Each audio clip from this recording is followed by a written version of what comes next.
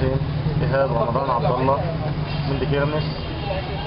والله أنا بقول كل سنة وانتم طيبين للأمة الإسلامية كلها، وعيد سعيد على مصر وعلى المصريين وعلى المسلمين وعلى العرب جميعا. ده أول عيد لمصر بعد الثورة.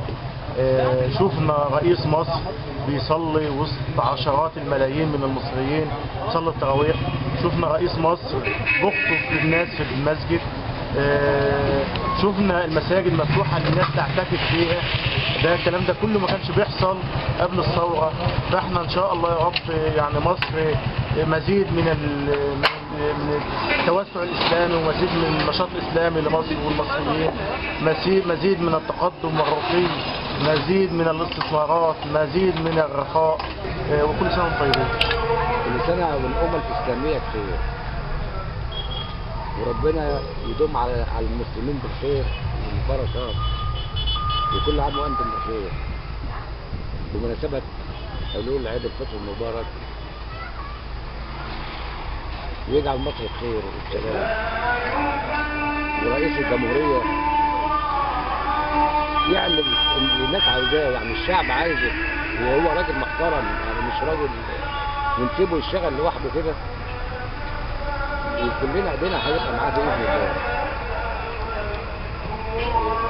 الدكتور محمد المرسي هيعمل البلد حاجه، ونقف معاه كلنا ونساعده ونحافظ على بلدنا، ومش عايزين تخريب، مش عايزين بلطجه، ومش عايزين الحاجات ديت كده، عيب.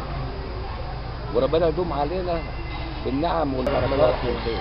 كل سنه وانتم طيبين وعيد الايام، وربنا يجعله عيد سعيد على الامه العربيه كده يا رب اجمعين، وينصر الاسلام. اللهم انصر الاسلام، اللهم انصر الاسلام، اللهم انصر الاسلام.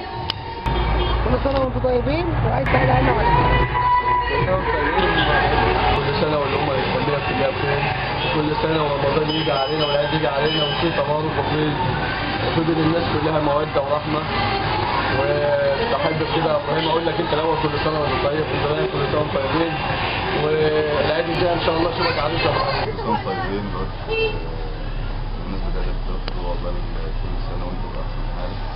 نتمنى لكل المسلمين الاسلام ربنا يصلح حال الامه وينصرنا. بسم الله الرحمن الرحيم، والصلاه والسلام على اشرف المرسلين.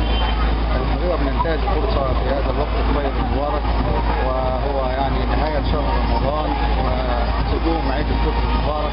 نسال الله سبحانه وتعالى ان يعيده على الامه الاسلاميه باليمن والخير والبركات، وان يعيننا ويرزقنا الحياه المديده، ويعيد علينا رمضان اعواما مديده ان شاء الله.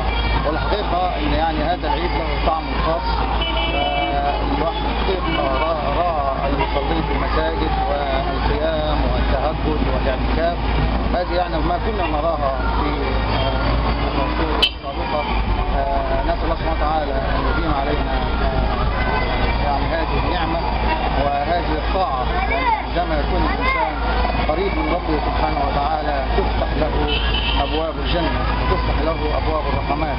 فالحقيقه يعني هذا الشهر المبارك وهذا العيد له طعم خاص ما كنا نتذوقه من قبل. نسال الله سبحانه وتعالى ان يكرم الامه الاسلاميه جميعا برئيس مصر الدكتور السيد الدكتور محمد مرسي، ان يعينه على اداره هذا البلد بالتوفيق ان شاء الله. السلام عليكم. كل سنه وانتم طيبين وعيد سعيد. بسم الله الرحمن الرحيم، والحمد لله والصلاه والسلام على رسول الله صلى الله عليه وسلم. طبعا احنا بنحب نهني انفسنا ونهني الامه الاسلاميه وشعب دكيرنس خاصه وشعب علي بن ابي طالب بمناسبه قدوم عيد الفطر المبارك. اعاده الله علينا باليمن والبركات. اعاده الله علينا باليمن والبركات.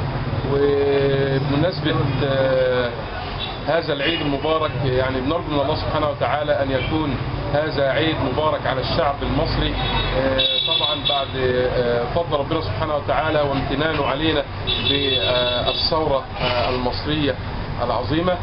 طبعا ده فضل كبير من ربنا سبحانه وتعالى، وطبعا ربنا سبحانه وتعالى من علينا بشهر رمضان، ومن فضل ربنا سبحانه وتعالى علينا ان كان في قرارات هامه جدا اتخذها الدكتور محمد مرسي رئيس جمهوريه مصر العربيه.